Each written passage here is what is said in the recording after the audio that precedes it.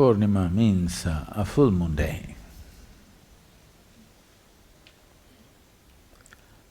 Every full moon day that happens, 12 or 13 full moons that come in a year, each one of them have a different quality about them.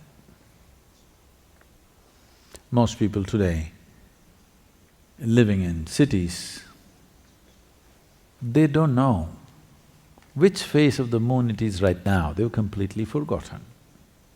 Today is a new moon day, don't look up, there's no moon today because today is a new moon day, or in America they call it no moon day, very literal Which phase of the moon it is, most people do not know today because blazing lights, noises and this and that, nobody pays attention either to the sky or to their own body.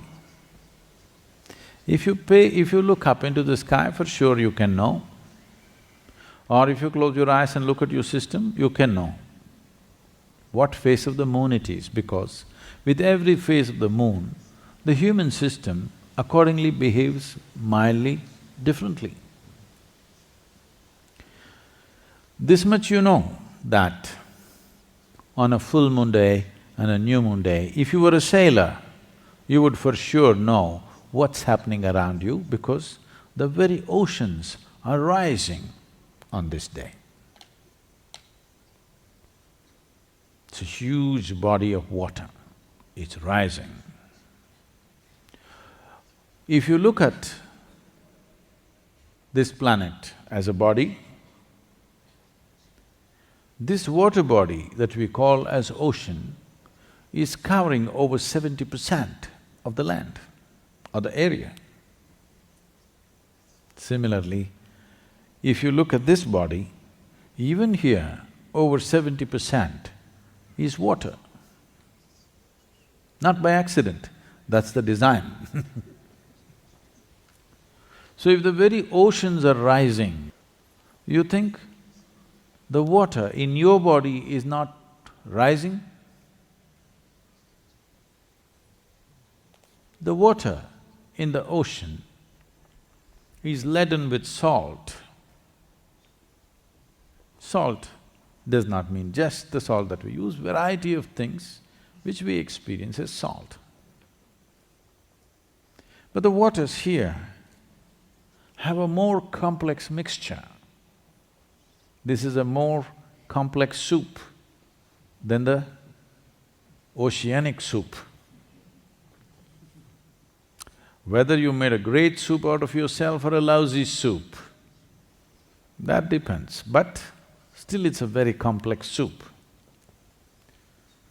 There just salt water rises. Out of this, ships will go, many things are launched, various things happening, the life changes in the ocean quite dramatically on this day and on the full moon day. The same is happening here.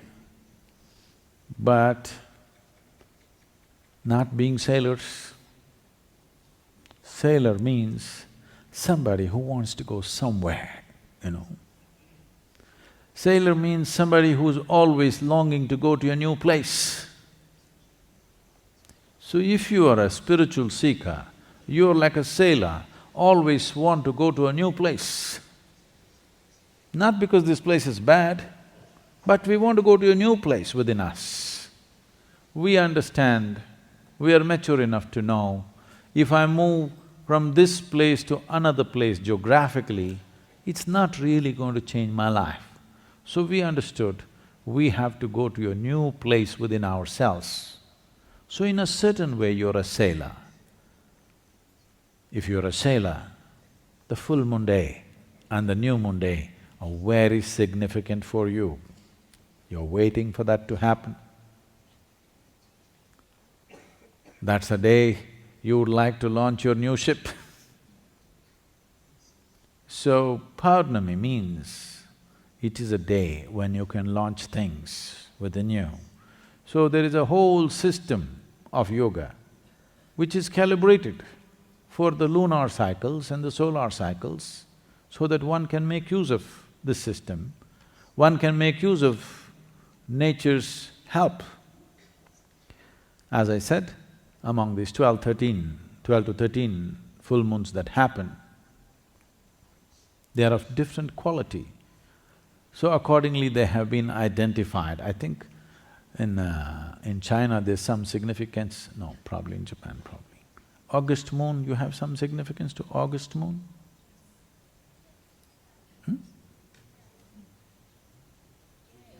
There is. Whatever the significance, I do not know, but essentially, the full moon that comes immediately after the summer solstice and the winter solstice are of a certain significance. This time, Guru Purnima is the second full moon, not the first one, because of some astronomical calculations, it's been moved to the second full moon. Otherwise, it's always the first full moon after the solstice. The first full moon after the winter solstice is called Dhanya Purnami, which is considered a day of fulfillment. And in Tamil Nadu, it is celebrated as Thaipusam. That's what? No, it comes little after that, okay. It's called Dhanya Purnami and it is celebrated in different ways, but essentially it means the day of fulfillment. So this Guru Purnima, this Purnima or this full moon after the summer solstice, historically and also in terms of celestial arrangement of things, it's significant because Adi Yogi chose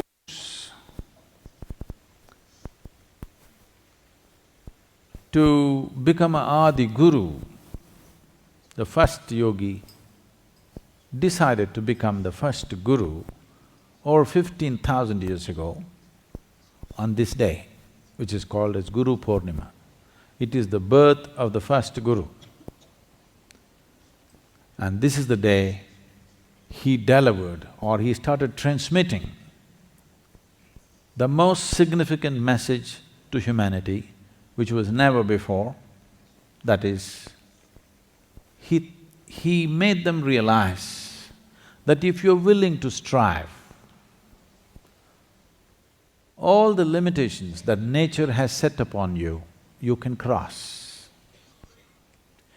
You can evolve beyond your present limitations, if only you're willing to strive and do the needed things within you.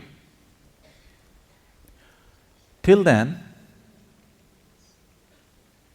and even today largely most people believe that this is the way I'm made, this is either God's will or my father's mistake.